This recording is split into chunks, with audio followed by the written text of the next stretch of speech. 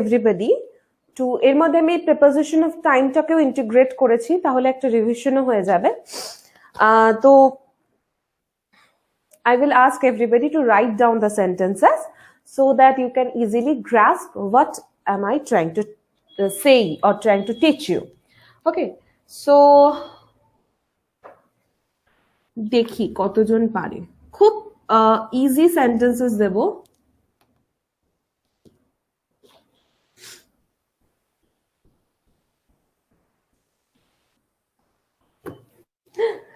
এটা প্রথমেরটাই আমি অ্যান্সারটাই বলে দিয়েছি, এক্সট্রিমলি সরি।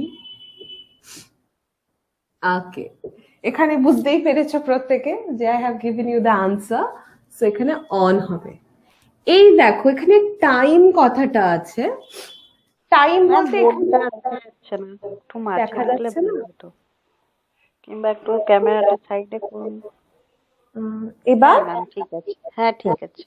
দেখো এই টাইম শব্দটা যখন আমি আগের দিনই ক্লাসে অন কোথায় কোথায় অ্যাপ্লিকেবল হবে সেটা আমি বলার চেষ্টা করছিলাম, তখনই আই টোল্ড ইউ যে অনটা স্পেসিফিক কোন সময় হয়, স্পেসিফিক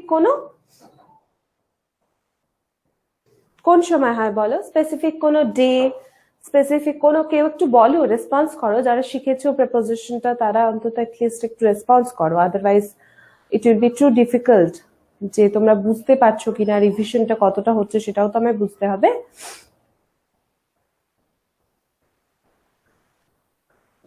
আমি তো নতুন, আমি প্রিপারেশনের ক্লাসটা করিনি। ঠিক আছে, তুমি নতুন, যারা পুরনো তারা একটু বলো অ্যাটলিস্ট। ওকে, ফরগেট ইট, আমি বলে দিচ্ছি আবার। অন কখন কখন হয়?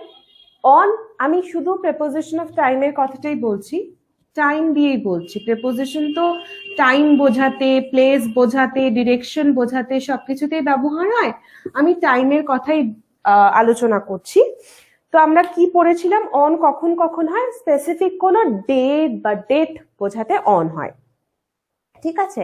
এইবার প্রশ্ন হচ্ছে, অনেকেই আমাকে বলতে পারে তাহলে এখানে the train left on time বলেছে, টাইমটা তো আমি এরকম ভাবেও ধরতে পারি যে দ্য ট্রেন লেফট 5 o'clock। যদি কোনো মেনশন অফ টাইম থাকে যে নির্দিষ্ট কোনো সময় ছেড়েছে, তখন আমরা সবাই জানি তার আগে অ্যাট হবে। কিন্তু এখানে টাইম বলতে সবই বোঝাচ্ছে ইন্টিগ্রেটেড, অর্থাৎ যে স্কেডিউল ডেটটা ছিল সেই ডেটেই ছেড়েছে, স্কেডিউল যে ডেট ছিল সেই ডেটেই ছেড়েছে, সেই জন্য এটা অন হয়েছে। ওকে, আমি প্রত্যেকটা এরকম এক্সাম্পল দিয়ে দিয়ে আজকে যাব, যার মধ্যে বারবার বলছি টাইম, প্লেস, ডিরেকশন সবটাই ইন্টিগ্রেটেড থাকবে। And everybody write down the easy ones, I mean সমস্ত এক্সাম্পলস গুলোকে প্লিজ একটু নোট ডাউন করবে, আদারওয়াইজ বোঝাটা খুব অসম্ভব। ওকে, নেক্সট, আমার পেনের আলিটা একটু অস্পষ্ট। ওকে, এবার যদি আমি বলি, আমি আগের দিনও বলেছিলাম ফেস্টিভ্যালের একটা ডিফারেন্স হয়, সেটা আমি আরেকবার বুঝিয়ে দিচ্ছি। যদি আমি এরকম একটা সেন্টেন্স লিখি, will you visit us dash Diwali. আচ্ছা, এখানে পসিবলি আমার ঠিক খেয়াল পড়ছে না আমি তোমাদের কি বলেছিলাম, অ্যাট হবে না অন হবে? যারা পুরো পেছনের ক্লাসগুলো করেছো সেখানে একটু বলো আমাকে। আমি ক্রিসমাস দিয়ে একটা এক্সাম্পল দিয়েছিলাম, হ্যাঁ একটু বলো। যাই হোক, বলছে না কেউ। এখানে দিওয়ালিটা যেহেতু name of the festival, name of the festival, সেই জন্য এখানে দিওয়ালির আগে অ্যাট হবে। কিন্তু যদি এটাই থাকতো will you visit us, will you visit আস,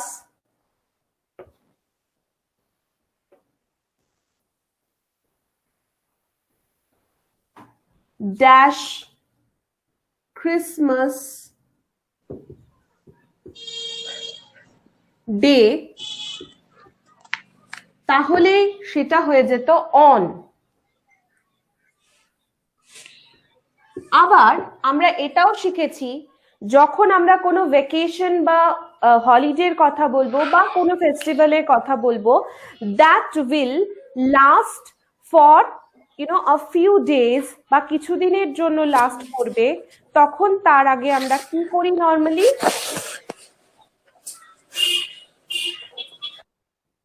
তখন তার আগে আমরা ক্রিসমাস ডে এটা অন হলো কেন? ক্রিসমাস ডে হলো ঠিক যে কারণে সানডে মানডের আগে অন হয় সেরকম। আচ্ছা আচ্ছা আচ্ছা বুঝতে পেরেছো? ওটাকে ফেস্টিভ্যাল হিসেবে না ধরে একটা স্পেসিফিক ডে হিসেবে ধরা হলো। আচ্ছা আচ্ছা আচ্ছা আচ্ছা। ঠিক আছে? হুম হুম।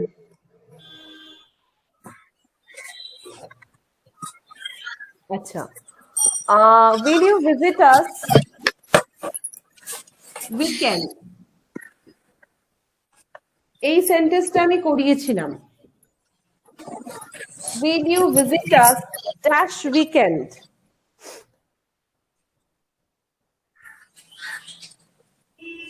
এটাতেও কিন্তু অ্যাট হবে। এটা একটা ছোট্ট রিভিশন হলো টাইমের উপর, প্রেপোজিশন অফ টাইম। অনলাইনে পড়াগুলো হ্যালো, হ্যাঁ বলো। না, কেউ কিছু বলছে না। সবাইকে I will request please mute your মাইক্রোফোনস। আচ্ছা, এবার ম্যাম এখানে অ্যাড হলো যেহেতু এটা উইকেন্ডটা মানে একটা সপ্তাহ যেহেতু, তাই তো মানে এখানে সপ্তাহ টাইম দুদিন দুদিন দুদিন দুদিন হ্যাঁ হ্যাঁ দুদিন আমি বলেছিলাম না, কোনো হলিডে বা ভেকেশন 2 হ্যাঁ, ডেজ এরকম হলে বা তার থেকে বেশি হলে নয় ইন বা অন এরকম ভাবে আমরা লিখি। ঠিক আছে? হুম হুম ধরো আমি যদি লিখি সামার ভেকেশন, তখন কি লিখবো? Obviously in summer vacation. আমি যদি লিখি দুর্গা পূজা, তখন নয় ডিউরিং বা ইন এরকম লিখবো, কারণ Durga Puja is not specific, মানে Durga Puja includes too many festivals together. হুম হুম ঠিক আছে? আর সেটা একটা পয়েন্ট অফ টাইম ধরে চলে, সেই জন্য তখন আমি ইন লিখবো। এবার মজার কথা হচ্ছে, আমি উইকেন্ড পড়াতে গিয়েও বলেছিলাম যে অনেক জায়গায় আমি উইকেন্ডের আগে ইনও দেখেছি, কারণ উইকেন্ডটা অনেক জায়গায় 3 ডেজ উইকেন্ডও কিন্তু হয়, মানে ফ্রাইডে স্যাটারডে সানডে কিছু কিছু দেশে উইকেন্ড হয়, কিন্তু আমাদের দেশের রেসপেক্টিভেই তো আমরা অ্যান্সার করবো, বাকি দেশগুলোর কথা বাদ দাও। এটা একটা ছোট্ট রিভিশন করালাম, কারণ এই জায়গাগুলোতেই সবচেয়ে বেশি কনফিউশন হয়। বাকিগুলোকে একটা স্ট্রাকচারাল ওয়েতে যেভাবে আমি করিয়েছি, please do revise them, otherwise অসুবিধা হবে না। আমি এরকম অন্য সাবজেক্টের অন্য লেসনের মাঝে মাঝেও আমি এই ধরনের জিনিসগুলোকে একবার করে রিভাইজ করিয়ে দেব, কেমন? এইবার আমি চলে যাচ্ছি ডিরেক্টলি প্রেপোজিশন অফ প্লেসে, কেমন? ওকে, প্রেপোজিশন অফ প্লেস বলতেই আমরা যেটা বুঝি সেটা হচ্ছে মূলত যেগুলোকে বুঝি অ্যাট, ইন, অন, এছাড়াও কি রকম হয় ইনটু, অনটু, তারপরে ধরো টুয়ার্ডস, যদিও আমি আগে লিখে নিই তারপরে বলি, টুয়ার্ডস, দেন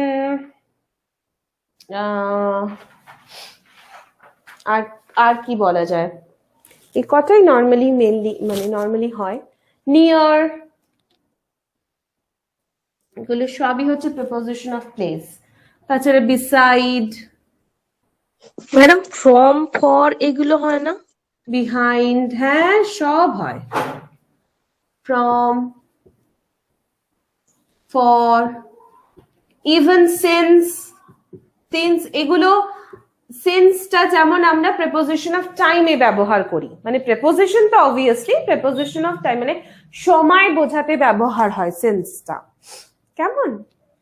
আচ্ছা, অন বললেই আমরা যেটা মনে থাকে আমাদের অ্যাবাভ, তারপরে ধরো আন্ডার, আমি আগে লিখে নি, হ্যাঁ, তাহলে আমার মনে হয় বোঝাতে সুবিধা হবে। আন্ডার বা বিলো, আচ্ছা, অ্যাবাভ, অন, ওভার। আচ্ছা, আমি একটা একটা করে যাব, হয়তো আরো মনে পড়বে এবং সেই সময় আমি আরো বলতে থাকবো, কেমন?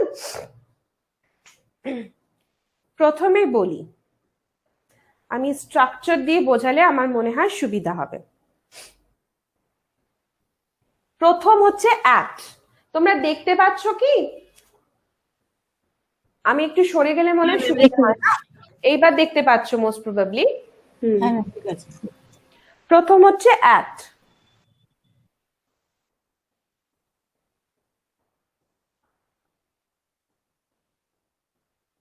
ধরে নাও কোনো ঘটনা একটা জায়গার কোনো মধ্যে ঘটছে।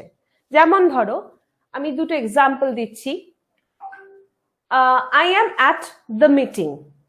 The car has stopped at the traffic signal.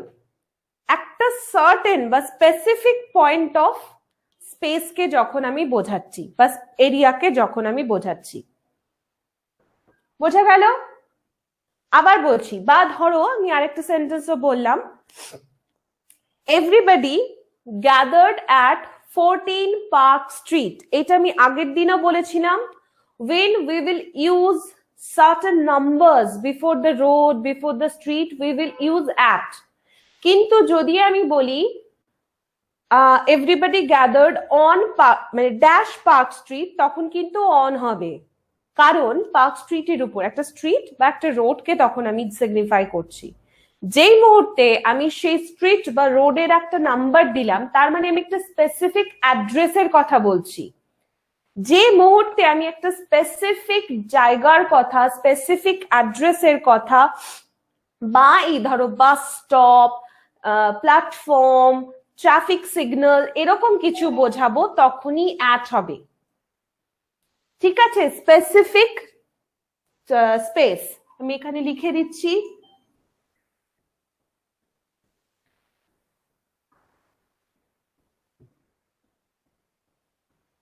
I should not write down space, rather I should write specific place. এটা হচ্ছে at. একটু ক্লামজি হয়ে গেছে বোর্ড ওয়ার্কটা, because I want to discuss everything together, সেই জন্য। আপনি যেটা বললেন না পার্ক স্ট্রিট, ওটা মানে কি, মানে তো একটা জায়গা, পার্ক স্ট্রিট তো একটা কলকাতার জায়গা, সেটা বলছেন? হ্যাঁ, আমি একটা এক্সাম্পল দিলাম, পার্ক স্ট্রিট একটা কলকাতার জায়গা, আমি জানি তো, কিন্তু পার্ক স্ট্রিটের আমি 14 নাম্বার পার্ক স্ট্রিট মানে কোন একটা, ধরে নিন 14 নাম্বার পার্ক স্ট্রিট একটা, ধরে নাও একটা ইনস্টিটিউট, সেখানে ধরো একটা কলেজ আছে, হলো, তার সামনে জড়ো হয়েছি, আমার সেন্টেন্সটা ছিল everybody gathered dash park street. সেখানে জড়ো হয়েছি না পার্ক স্ট্রিটের 20 নাম্বার বাড়িটার কাছে জড়ো হয়েছি, না 2 নাম্বার বাড়িটার কাছে জড়ো হয়েছি, we don't know. So at that time park স্ট্রিটটাকে আমি একটা কোনো স্পেসিফিক জায়গা হিসেবে ধরতে পারবো না, অল টুগেদার ধরতে হবে, right? And that will be Park Street. নামটার মধ্যেই বোঝা যাচ্ছে that street is being denoted here. তো সেই জন্য আমি অন বলবো, আমি সব বুঝিয়ে দেবো। এবার পার্ক স্ট্রিট না হয়ে যদি ওই জায়গাটা হয়ে যেত টলিগঞ্জ, তাহলে কি আমি অন টলিগঞ্জ লিখতাম? না, তখন কিন্তু আমি অ্যাট টলিগঞ্জই লিখতাম। পার্ক স্ট্রিট কিন্তু একটা রাস্তার নাম, সেটাকেই আমরা চলতি কথায় জায়গার নাম হিসেবে উই কনসিডার, কারণ ওটা একটা ভাস্ট রাস্তা, খুব ইম্পর্টেন্ট রাস্তা। আন্ডারস্টুড? পার্ক স্ট্রিট বললে কিন্তু অন হতো, বা আমি যদি বলি রেড রোড, অন হবে। কিন্তু যদি আমি বলি পার্ক সার্কাস, টলিগঞ্জ, বাঘাযতীন, বালিগঞ্জ, দেন কিন্তু অ্যাট হবে, কারণ that is acting here as specific address. এইবার অনের আগে এই পার্ক স্ট্রিট, রেড রোড, মেও রোড, এজেসি বোস রোড, এগুলোর আগে যদি আমি বসাই 24 এজেসি বোস রোড, তখন I am denoting a specific address. So at 24 Edisibos Road, at 14 Park Street. বোঝা গেল এবার?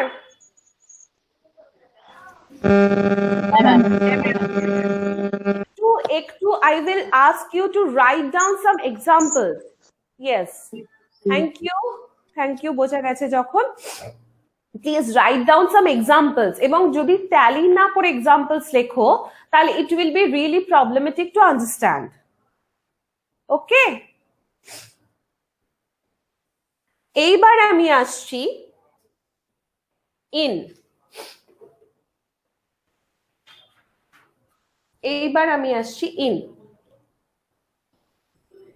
আচ্ছা, আমি একটা মুছে দিচ্ছি, হ্যাঁ?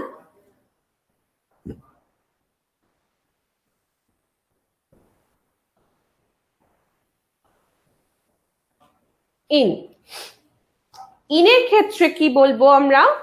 ইন কখন ইউজ করা হয়? যখন একটা বদ্ধ জায়গা, অর্থাৎ এই জায়গা, এইখানে ঘটনাটা ঘটছে।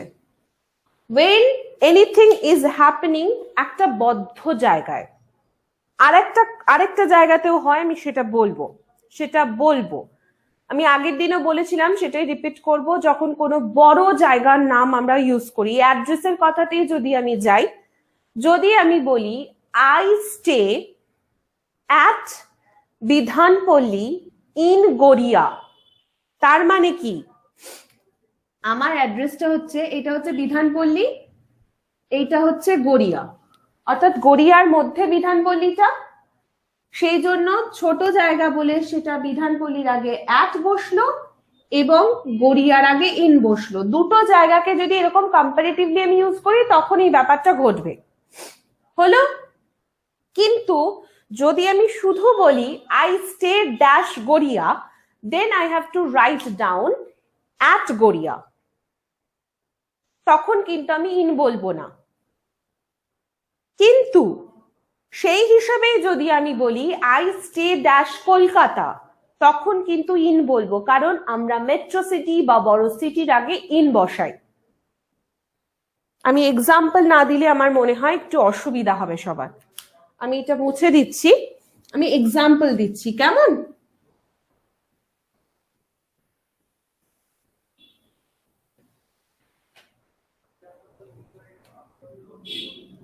বললাম I stay at রেটটাতে স্পষ্ট I think দেখা যাচ্ছে না, তার থেকে it's better. I stay at 14 Park Street. হলো? এটা যেহেতু একটা স্পেসিফিক অ্যাড্রেস, আমি at ইউজ করেছিলাম। ডান। এবার ধরো বললাম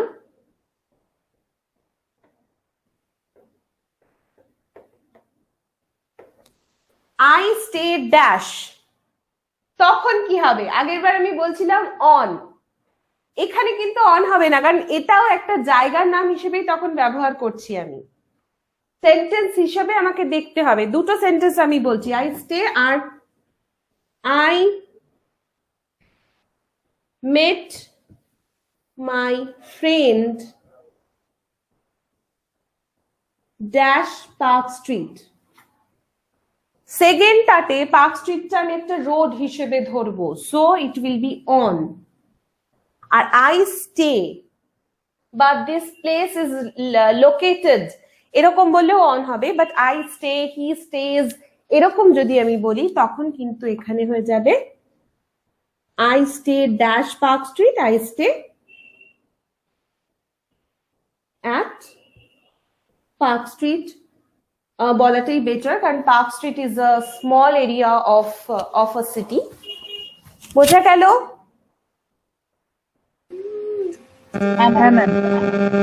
এইবার আরেকটা সেন্টেন্স বলছি, সেম প্যাটার্নে I stay dash গড়িয়া, এখানে চোখ বন্ধ করে at বসবে, অ্যাড করি। এইবার আমি একই রকম পার্ক স্ট্রিটের মতোই যদি বলি I met him dash Garia, তখন কিন্তু অন গড়িয়া হবে না, কারণ গড়িয়া কোনো রাস্তার নাম না। তখন এখানে সেই একই নিয়মে অ্যাটই হবে। এইবার আমি যদি বলি I stay dash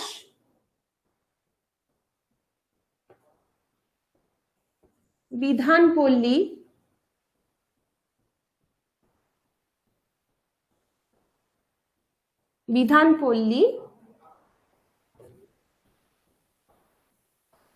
dash Garia, তখন ইন গড়িয়া হয়ে যাবে, কারণ বিধানপল্লীটা ছোট জায়গা, গড়িয়া তার থেকে বড় জায়গা, গড়িয়ার মধ্যে বিধানপল্লী। আচ্ছা, আবার যদি আমি শুধু বলি আই স্টে ড্যাশ কলকাতা বা Delhi,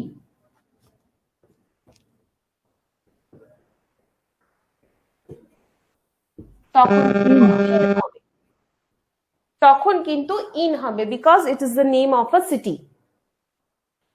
So it is really very close and we have to understand how we are applying the name of the place.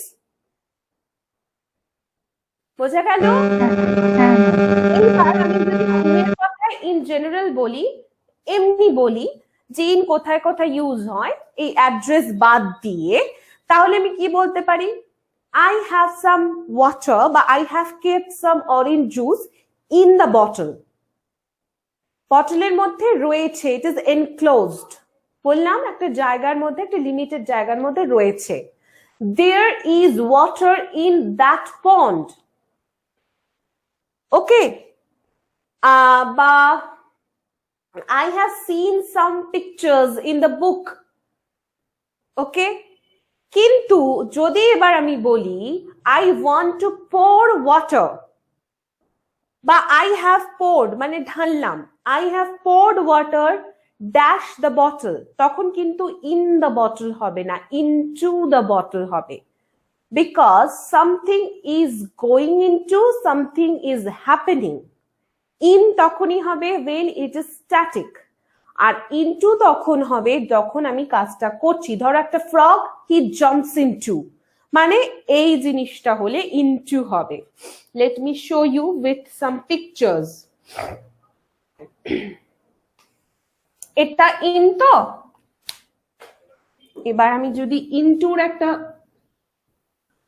Picture আঁকতে চাই, that is এই, that is into.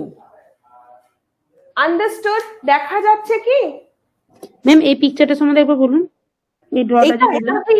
এটা into মানে something I am pouring down something jumping into, মানে বাইরে থেকে ভেতরে আসছে, that is into। R in হচ্ছে যখন জিনিসটা অলরেডি রয়েছে একই জায়গায়, হয়তো বদ্ধ একটা জায়গায়, দুটোর মানেই ভেতরে। আমি ব্যাঙটি জলের মধ্যে লাফাচ্ছে, সেটাও জলের ভিতরে লাফাচ্ছে বা জলের মধ্যে লাফাচ্ছে, কিন্তু সে বাইরে ছিল, ভেতরে ঢুকছে। আর আর আরেকটা যদি বলি এরকম যে ওই যেটা বললাম, আমি জলের মধ্যে বটলের মধ্যে জল রেখেছি, তার মানে অলরেডি রাখা হয়ে গেছে বা বটলের মধ্যে জল আছে, তাহলে জলটা অলরেডি রয়েছে, সো ইট ইজ ইন, বাইরে থেকে আর ঢুকছে না, অলরেডি রয়েছে। ঢালছি হলে ইনটু, রয়েছে হলে ইন। বোঝা গেল? খুব সিম্পল এটা। ইনটু মানে কাজ চললে ইনটু, বাইরে থেকে যখন ভেতরে আসবে। না বোঝা গেলে বলবে কিন্তু, হ্যাঁ আমি আবার বলে দেবো, কোনো অসুবিধা নেই। কন্টিনিউয়াস যদি হয় তখন ইনটু হবে। কন্টিনিউয়াস না, জাম্পও হতে পারে, পড়েছেও হতে পারে, কিন্তু কোন একটা বাইরে ছিল, সে ফ্রকটা বাইরে, গতকাল হয়তো সে করেছে। কন্টিনিউয়াস মানে প্রেজেন্ট বা পাস্ট সবসময় কন্টিনিউয়াস টেন্সেই হতে পারে, হতে হবে এরকম না। আচ্ছা ম্যাডাম, বাচ্চাটি জলের মধ্যে লাফালাফি করছে, সে তো বাইরে থেকে আসছে না, সে জলের মধ্যেই লাফালাফি করছে, ওই তাহলে তো ওখানটায় কি হবে? কাজটা চলছে, সে বেরোচ্ছে আবার যাচ্ছে। তুমি যদি ভালো করে দেখো জাম্পিং ইনটু দ্য ওয়াটার, তাহলে হচ্ছে মানে she is having fun into the water, এরকম যদি বলি আমি, তার মানে হচ্ছে সে বেরোচ্ছে আসছে। আর she is having fun in the না, যদি ওয়াটার, বলি যে সে জলের মধ্যেই লাফালাফি করছে, মানে এক বালতি জলের তুমি মধ্যে লাফালাফি বাংলায় বললে হবে না। এক বালতি জল এনে, জলের মধ্যেই লাফালাফি করছে, মানে এক এক বালতি বালতি জলে তো জলের একটা মধ্যে। বাচ্চা লাফালাফি করতে পারে না। তুমি হাইপোথেটিক্যাল কন্ডিশন ভাবলে তো হবে না, you have to say two different English sentences, then I can describe যে হোয়াট আর দ্য ডিফারেন্সেস, সেটাকে আমি বাংলায় তোমায় বলতে পারবো। তুমি জলের মধ্যে লাফালাফি করছে কি সেন্সে বলছো সেটা বুঝতে হবে। এক বালতি জলের মধ্যে কেউ লাফালাফি তো করতে পারবে না। এখন যদি পুকুরের জলের মধ্যে লাফালাফি করে, তার মানেও ওটা ধরে নেওয়া হয়, তার মানে সে জলে ঢুকছে বেরোচ্ছে, that is into, it is not static. বারবার বলছি তো, কাজটা চলতে হবে, বাইরে থেকে আসতে হবে। সে হয়তো পাটা তুলছে নামাচ্ছে, তার পুরো শরীরটা সে বার করছে না জলের মধ্যে থেকে, তাতে কি আছে? বোঝা গেল? ঠিক আছে। ম্যাম একটা কথা, বলছি যে শোনা যাচ্ছে না, প্লিজ মিউট করো। হ্যাঁ, যে বলছো সে বলো। হ্যাঁ বলছি যে এটা তো বাচ্চার ক্ষেত্রে হলো। আচ্ছা, একটা ফিশ যদি জলের মধ্যে থাকে, সে তো সে তো জলের মধ্যেই থাকে, আমি সেটা জানতে চাইছি সেখানে ইনটুটা কি ইউজ হবে? কিন্তু হবে কেন? সুইম সেটাই তো বলছি, মানে সেখানে হবে না। হবে না। না, তোমাকে সেন্টেন্সটা বুঝতে হবে। আমি মধ্যে যখন ইউজ করব তখন, যদি আমি বলি যে জলের মধ্যে সাঁতার কাটছে ফিশ, হুম। তখন কিন্তু সুইম অ্যাক্রস হবে, না ইন না ইনটু। ওকে। ঠিক আছে, তোমরা যদি বাংলা দিয়ে ভাবো খুব মুশকিল। আমি বারবার বলি, বাংলায় ভেবে সেটাকে ইংরেজিতে ট্রান্সলেট করার পদ্ধতি যেটা আমরা ছোট থেকে শিখে এসেছি, ওটার মধ্যে একটা বিশাল ফাঁক থেকে যায়। প্রত্যেকটা ভাষার একটা নিজস্ব গতি আছে, সেই গতিটা আন্ডারস্ট্যান্ড করে আমাকে বুঝতে হবে। এবং অ্যাক্রসও এপার থেকে ওপার হলে তখনই আমি বলবো অ্যাক্রস। যেমন সুইম ইনটু হয় না, সুইম মানে when your entire body is in the pond or the lake or the water pool. Dive into হয় কারণ আমি বাইরে আছি, ঝাঁপাচ্ছি। সুইম অ্যাক্রস হতে পারে, সুইম ইন দ্য ওয়াটারও হতে পারে, তবে নর্মালি হয় না, কারণ সুইম মানেই সেটা একটা কাজ চলছে। সো আমরা নর্মালি সুইমের সঙ্গে অ্যাক্রস হতে পারে, অ্যাক্রস ছাড়া ব্যবহার করি না, কারণ সুইম মানে একদিক থেকে আরেক দিকে আসা, তাই তো? আচ্ছা, বোঝা গেল তাহলে ইনটুটা? আরো প্রশ্ন থাকলে করতে পারো, তাহলে আমি পরেরটায় যাচ্ছি।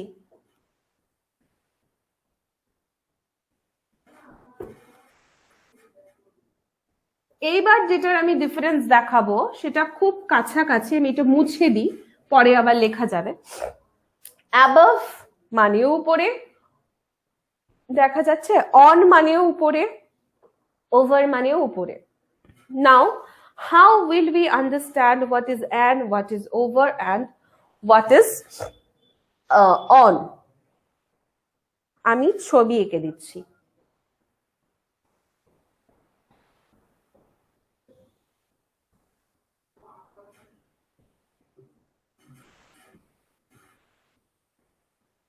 এটা হচ্ছে ওভার, বলে দিচ্ছি আমি, সব বলে দিচ্ছি। হ্যাঁ, ডোন্ট মানে গেট কনফিউজড।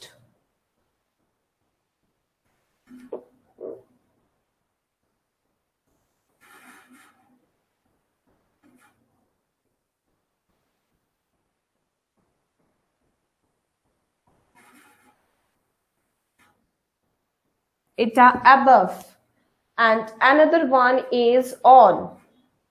অনটা বরঞ্চ এদের মধ্যে থেকে সোজা বোঝা, অ্যাবাভ আর ওভারটা অনেকটা একই রকম।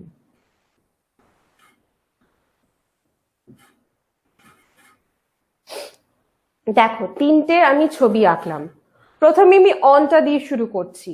ওকে, অন হচ্ছে যখন the object has a touch with something, মানে my pen is on the book, তার মানে বইটার উপরে রয়েছে, মানে বইটা পেনটাকে টাচ করে রয়েছে।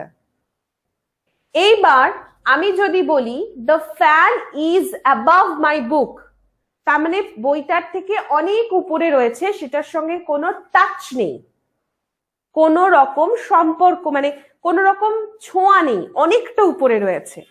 আর ওভারটা নর্মালি একই রকম ভাবে আমরা ব্যবহার করি অ্যাবাভ এর মতন, কিন্তু ওভারের ডিফারেন্সটা যেটা আমরা নর্মালি দেখি সেটা হচ্ছে ওভারটা আমরা যখন কোনো কিছু ঘুরছে, ধরো এই ফ্যানটাই বললাম the fan is rotating over my head, কোনো কিছু ঘুরছে বা চলছে, the aeroplane is flying above, না flying over my head। বোঝা গেল? দেখো ওই জন্য আমি একটা ডিরেকশনের ছবি দিয়েছি, ওভারটা ওই জন্য ডিরেকশন হিসেবে ব্যবহার করা হয়। বোঝা গেল? ম্যাম তিনটে সেন্টেন্স বলে দিন, দিলে এই তো বললাম the pen is on my book but the pen is on the table, মানে কি টেবিলের উপর ঝুলন্ত অবস্থায় নিশ্চয়ই নেই, টেবিলের উপরে রয়েছে। হলো নেক্সট বললাম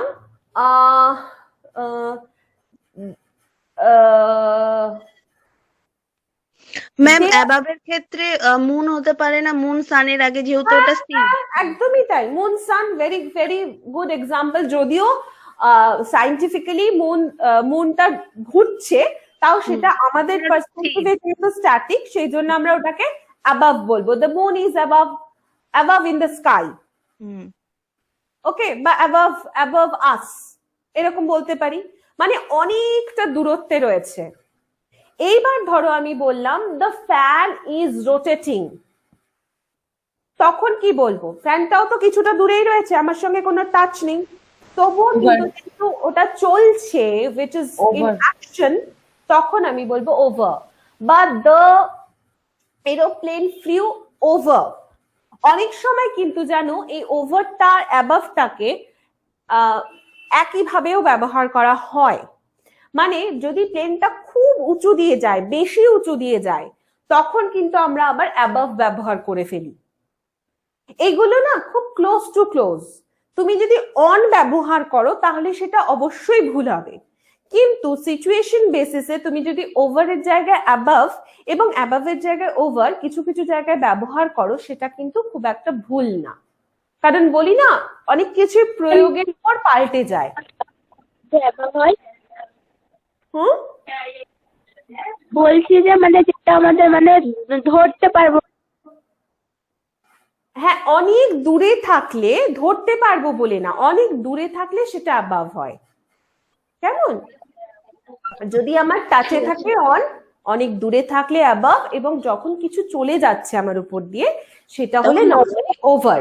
এইবার ধরো দুটোই যাচ্ছে, একটা হচ্ছে ধরো মানে দুটো প্লেন যাচ্ছে, একটা একটু নিচ দিয়ে যাচ্ছে আর একটা আরো উপর দিয়ে যাচ্ছে, তখন কিন্তু যেটা খুব উপর দিয়ে যাচ্ছে সেটাকে আমি অ্যাবাভ বলবো, যেটা একটু নিচু দিয়ে যাচ্ছে মানে আমার মাথার উপর দিয়ে আর কি চলে গেল আর কি, বা বাড়িটার উপর দিয়ে চলে গেল, সেটাকে ওভার বলবো। মানে অ্যাবাভ আর ওভারে যদি আমি তফাৎ বোঝাতে চাই, তাহলে এই যদি বাড়িটা হয়, এইটা হচ্ছে ওভার, এইটা হচ্ছে অ্যাবাভ, এটা হচ্ছে ওভার, এটা হচ্ছে অ্যাবাভ। কিন্তু বারবার বলছি নর্মালি ওভারটা ডিরেকশন বা কাজের ক্ষেত্রেই, আমরা কিছু চলে যাচ্ছে কিছু হয়ে যাচ্ছে এগুলোর ক্ষেত্রে ব্যবহার করি। হলো? Okay ma'am.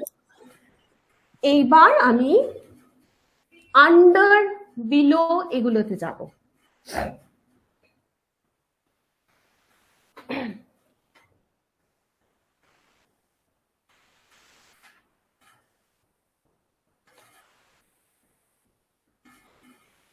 মুছে দিয়েছিলাম,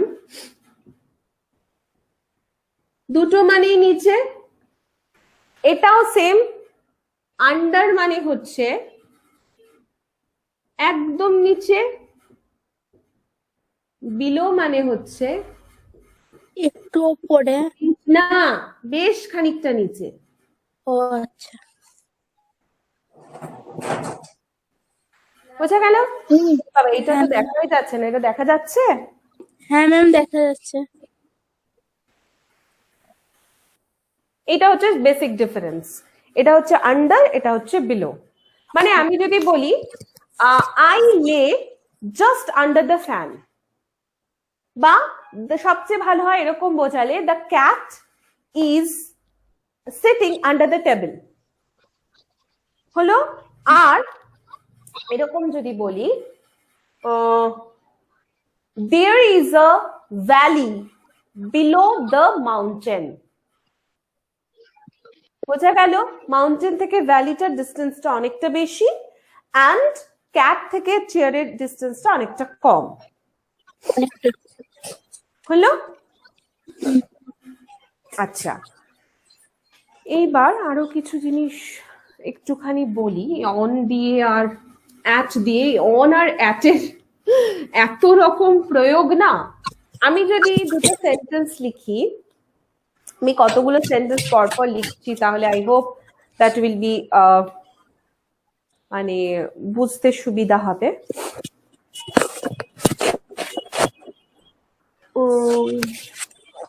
ওকে, আমি যদি এরকম লিখি, there's somebody বা someone dash the door, একটা সেন্টেন্স লিখলাম। আরেকটা লিখছি, there's a notice dash the door।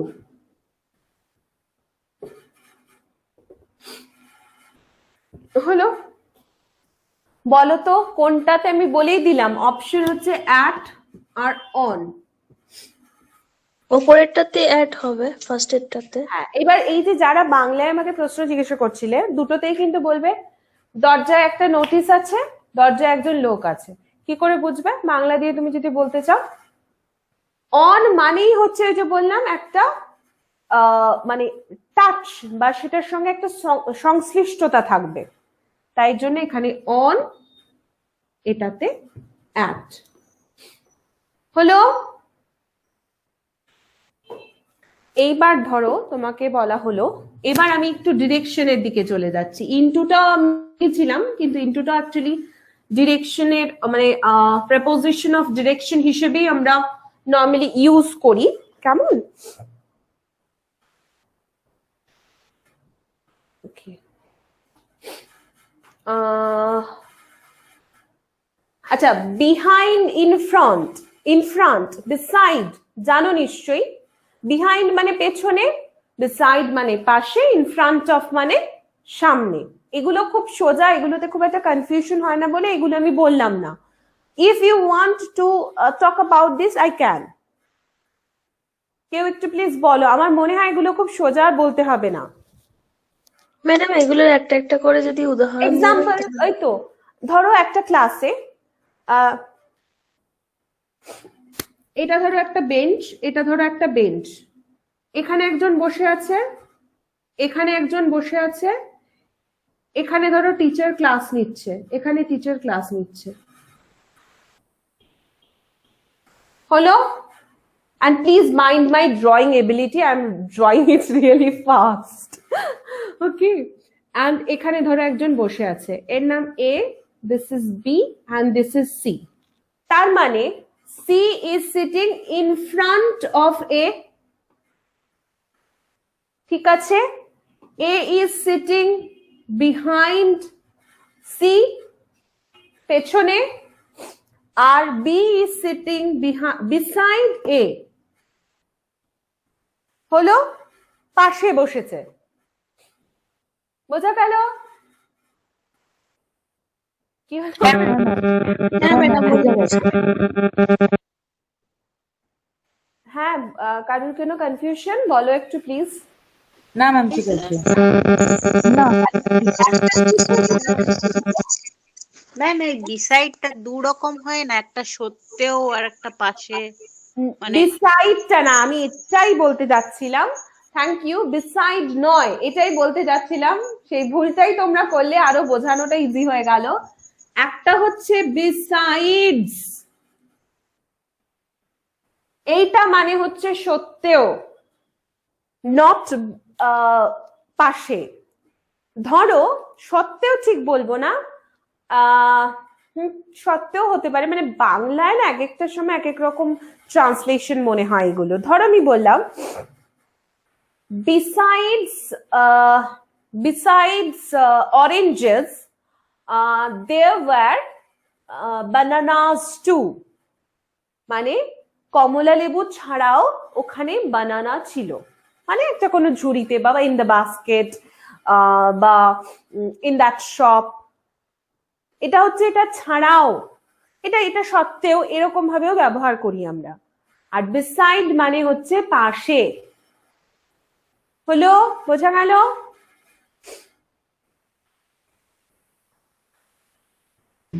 আচ্ছা, সিন্সটা তো আমি আগের দিনই বলে দিয়েছি, which is the difference between since, since R for।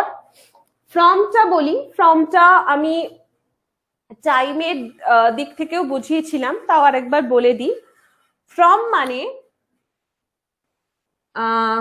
যদি এরকম বলি, the music event will happen, will start from 5 p.m.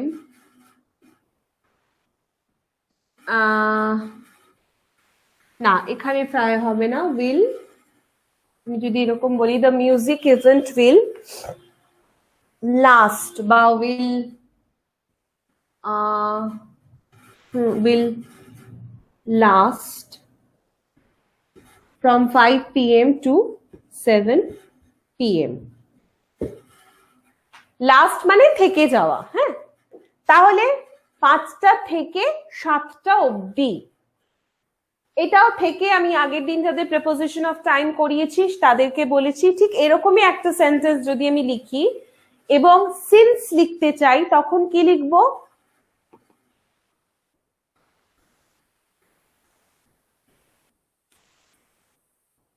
The music event has been going on, এখানে জায়গা হলো না বলে নিচে লিখছি, since 5 p.m.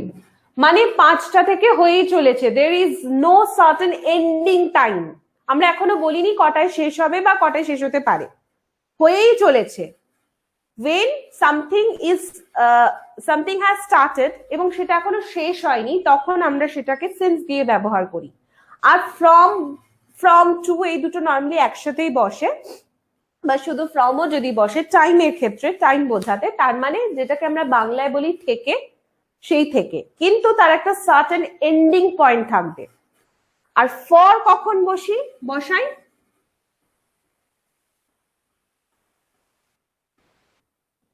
মেয়ের একটা এক্সাম্পল দিয়ে দিন একটু। হ্যাঁ, ফরটা বলে দিচ্ছি। The music event lasted from, হ্যাঁ ফ্রমটা এক্ষুনি বলে দিলাম। না ম্যাম বলছি একটা এক্সাম্পল করিয়ে দেন, মানে বোর্ডে লিখে দিলে ভালো হতো। বোর্ডেই তো লিখে দিলাম, সিন্সের আগেই তো বোর্ডে ফ্রম আর টুটা লিখলাম।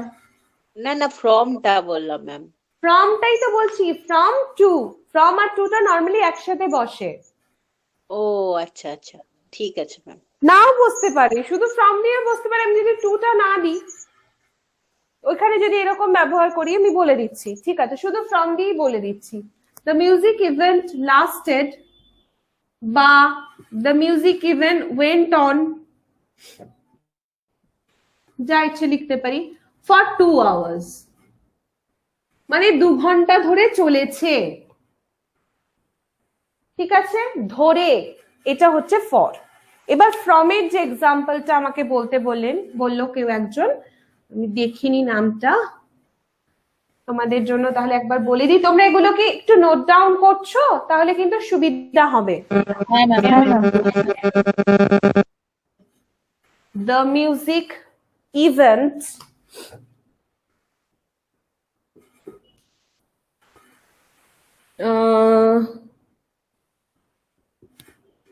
will start দিলে অ্যাকচুয়ালি অ্যান হয়ে যাবে, এই অন হয়ে যাবে, সেই জন্য এই সরি অ্যাট হয়ে যাবে, আমি সেই জন্য একটা সেন্টেন্স ভাবছি।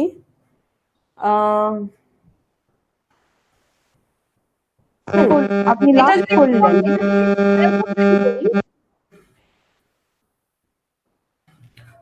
I will be available, এখানেও অ্যাকচুয়ালি ফ্রম টু ছাড়া হবে না, দেখো সেন্টেন্স গুলো তুমি বানাতে গেলেই বুঝতে পারবে, এখানেও আমাকে টু দিতেই হবে, ফ্রম 5 PM টু 8 PM, কারণ আমাকে তো একটা এন্ডিং টাইম বলতেই হবে, যেটা হচ্ছে ফ্রমের মেন ব্যাপার। আমি যদি ফ্রমের টু ছাড়া একটা সেন্টেন্স আমার মনে পড়ে ক্লাস করাতে করাতে, I will definitely write it down, but পরের দিন আমাকে একটু মনে করিয়ে দিও, I will give you an example. হ্যাঁ, এখানে আমার যেটা মনে পড়লো টু দিয়েই মনে পড়লো, সো আই টোল্ড ইউ। আচ্ছা, ম্যাম বলছিলাম ফর্মটা কি এই থেকে অর্থে ব্যবহৃত হয় না অন্য ক্ষেত্রেও? সিন্স মানেও থেকে, ফ্রম মানেও থেকে, ওই জন্যই বুঝিয়ে দিলাম। সিন্স মানে হচ্ছে যখন আমি কাজটা শেষ করতে মানে শেষের সময়টা আমার কাছে বলা নেই যে কখন শেষ হবে, চলছে তো চলছেই, শুরুর সময়টা শুধু বলা হয়েছে। ফ্রম মানে হচ্ছে যখন আমি শুরু শেষ দুটোই ডেফিনিট করে জানি। ওকে, কেমন? আচ্ছা, এবার একটুখানি আমি ডিফারেন্সটা বোঝাই, কিছু ইম্পর্টেন্ট দু একটা রয়েছে যেটা একটু বলতে হবে। প্রিপোজিশনটা অ্যাকচুয়ালি এত কনফিউজিং একটা ব্যাপার। আর পরটা ম্যাম, হ্যাঁ ম্যাম, পরটা আমি বলে দিচ্ছি, the music event went on for 2 hours, সেটা হচ্ছে ধরে, 2 ঘন্টা ধরে বা 2 ঘন্টার জন্য, এরকম যদি বাংলায় বলি যেটা হবে সেটা। তোমার না ভীষণ আওয়াজ হচ্ছে, জানো, চ্যাট বক্সে লেখো, কারণ কিচ্ছু আমি শুনতেও পাচ্ছি না, তুমি যদি কিছু কোয়েরি থাকে চ্যাট বক্সে লেখো।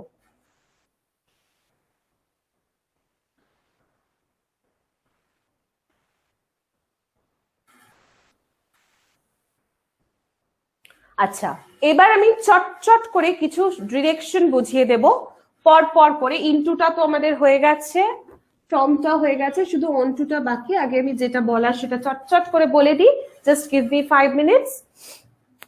প্রথমে হচ্ছে টু তো আমি সময়ের ক্ষেত্রে এক্ষুনি ব্যবহার করলাম, তাছাড়াও খুব ভালো করে তোমরা প্লিজ ডায়াগ্রাম গুলোকে একটু দেখবে, কেমন?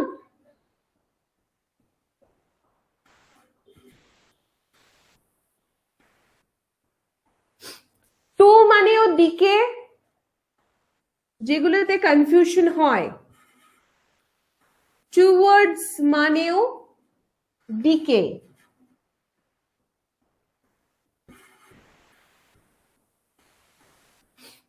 টুয়ার্ডস মানে আমি কিছুর দিকে যাচ্ছি, আর টু মানে আমি কিছুতে পৌঁছালাম, কিছুতে গেলাম। দেখো, ওই জন্য আমি ডিরেকশনটাকে, অ্যারো সাইনটাকে টাচ করিয়ে দিয়েছি ডায়াগ্রামটার সাথে, বিল্ডিংটার সাথে। ধরো আমি বললাম example 1 to A, please write it down. I went to the theater.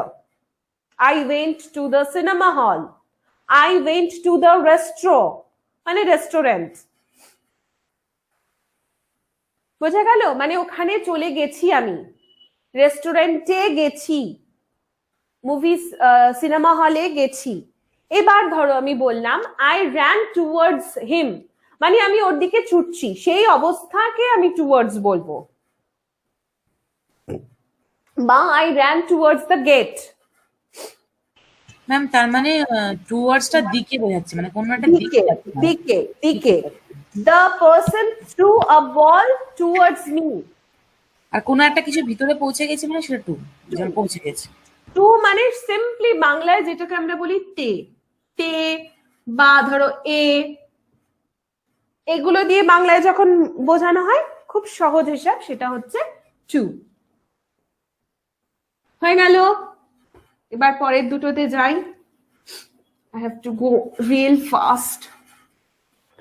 এবার হচ্ছে across, across আমি বলেছিলাম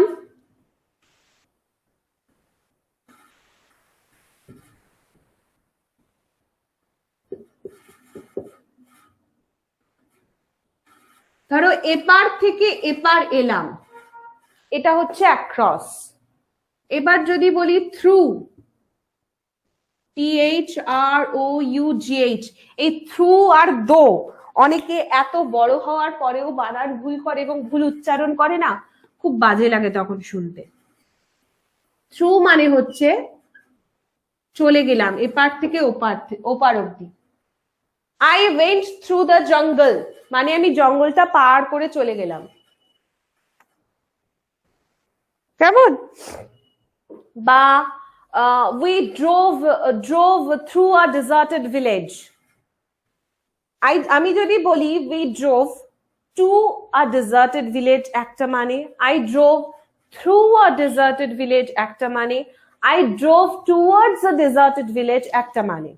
তিনটে মানে নিশ্চয়ই ডিফারেন্স বোঝা গেছে। হ্যাঁ ম্যাম। আর we drove across the deserted village, সেটারও মানে কিন্তু আমি ভিলেজটার মধ্যেই তখনও আছি, ভিলেজটা পার হইনি, ভিলেজের এক প্রান্ত থেকে আরেক প্রান্তে গেছি। হলো? ম্যাম অ্যাক্রসের একটা এক্সাম্পল কি বললেন? ওই যে সুইম অ্যাক্রস, সবচেয়ে ভালো আচ্ছা, এপার আচ্ছা। ওপার হওয়া। অ্যাক্রস দ্য ফিল্ড মানে ফিল্ডের এপার থেকে ওপারে গেলাম, তখনও আমি ফিল্ড থেকে বেরিয়ে যাইনি। ঠিক আছে, আচ্ছা আজকে এই অবধি থাকবে। হ্যাঁ, আরো কয়েকটা দিয়ে আমি ফাইনালি পরের দিন প্রিপোজিশনটা একটা রিভিশন করিয়ে, and if I wish I can give you some examples and we have to do that দুজনে মিলে করতে হবে, with our cooperation we will do that, and আমি প্রিপোজিশনটা পরের দিন শেষ করে দেবো। কেমন? যেটুকু বলা হলো প্লিজ রিভাইজ করো একটু। ম্যাম বলছিলাম ওই সিনোনিম অ্যান্টোনিমের ব্যাপারে একটু যদি কিছু দেন, আগের দিন বলেছিল। হ্যাঁ হ্যাঁ, আমি আচ্ছা তোমাদের আমি বারবার বলছি যে মুখে বললে আমার একদম মনে থাকে না। তোমরা প্লিজ তোমাদের রেসপেক্টিভ তো নাম্বার আছে, প্রেপনেটের নাম্বারে তোমরা প্লিজ একটু যোগাযোগ করো। যোগাযোগ করলেই তোমরা, হ্যাঁ আজকে যোগাযোগ করো, যোগাযোগ করলেই that will be notified and registered. বুঝতেই পারো it's a long drawn process, সুতরাং আই উইল সেন্ড ইউ। কেমন? ঠিক আছে, আচ্ছা বাই। হ্যাঁ হ্যাঁ ম্যাম, বাই, থ্যাংক ইউ।